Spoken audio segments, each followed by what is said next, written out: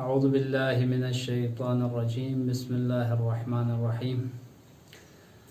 الحمد للہ رب العالمین والصلاة والسلام علی اشرف الانبیاء والمرسلین محمد وآلہ الطیبین الطاہرین اما بعد قال اللہ تبارک وتعالی فی کلامہ المجید وفرقانہ الحمید وقوله الحق وهو أصدق الصادقين بسم الله الرحمن الرحيم قد أفلح المؤمنون الذين هم في صلاتهم خاشعون والذين هم عن اللغو معرضون۔ پروردگار عالم قرآن مجید فرقان حمید میں بہت سے مقامات پر مؤمنین سے یا ایھا الذین آمنوا کہہ کر مخاطب ہوئے ہیں۔ ایمان سے مراد یہ ہے کہ اللہ تعالیٰ مومنین سے مخاطب ہو کر خطاب کر رہا ہے۔ اللہ تعالیٰ جن لوگوں سے مخاطب ہے، کیا یہ لوگ مومن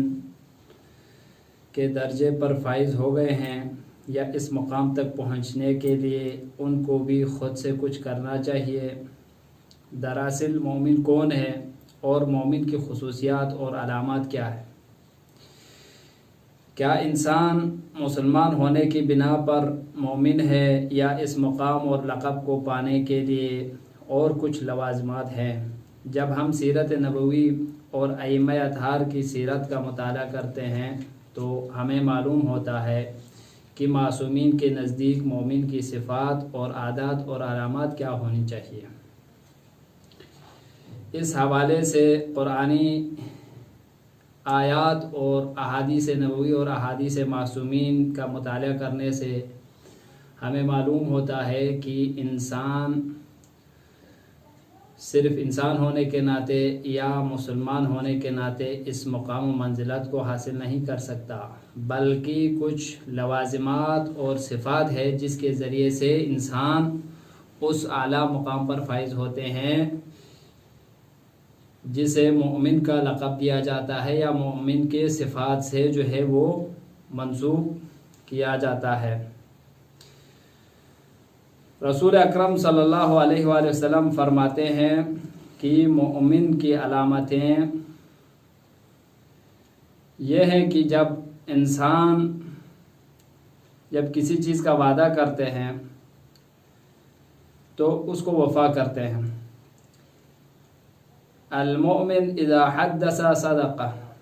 جب کوئی مومن بات کرتا ہے یا کسی سے وہ گفتگو کرتے ہیں تو وہ ہمیشہ حقگو ہوتا ہے۔ مومن کی زبان سے کبھی بھی جھوٹ یا دھوکہ بازی یا کسی اور قسم کی گفتگو اس سے سرزد نہیں ہوتی ہے۔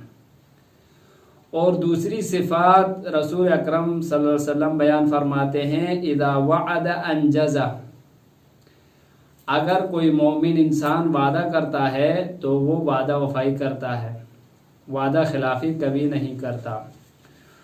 وَإِذَا اؤْتُمِنَ وَفَى، اگر اس کو ہم امین قرار دیں، کوئی چیز اس کے پاس امانت کے طور پہ رکھ دیں تو پھر وہ اس امانت میں خیانت نہیں کرتا، بلکہ اس کی جتنی بھی ہو سکے وہ اس امانت داری اور اس کی حفاظت کرتا ہے۔ اس کے برعکس جو ہے منافق کی صفات اس طرح بیان فرماتے ہیں والمنافق اذا حدث کذب،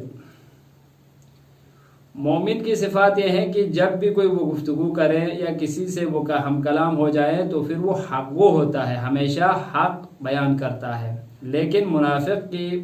نشانیوں میں سے ایک یہ ہے کہ جب وہ کسی سے گفتگو کرتا ہے یا کسی سے وہ معاملہ کرتا ہے تو وہ جھوٹ کا سہارا لیتا ہے۔ وَإِذَا وَعَدَ أَخْلَفَ، اگر وہ کسی سے وعدہ کرتا ہے تو پھر وہ وعدہ خلافی کرتا ہے، یہ منافق کی علامت میں۔ وَإِذَا اؤْتُمِنَ خَانَ، اگر اس کے پاس کوئی چیز رکھا جائے، اس کو امین بنایا جائے تو پھر وہ اس امانت میں خیانت کرتا ہے۔ تو احادیث معصوم اور رسول اکرم صلی اللہ علیہ وسلم کی حدیث سے ہمیں یہ پتہ چلا کہ مومن جو ہے اس کی صفات کیا ہے اور منافق کی صفات کیا ہے۔ تو عزیزان محترم، یہ ایام ماہ سیام جو ہے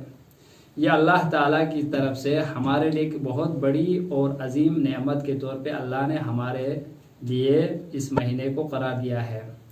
یہ وہ مہینہ ہے جس میں انسان جو ہے اپنے جو ہے کوتاہی اور غلطیوں کو دور کر کے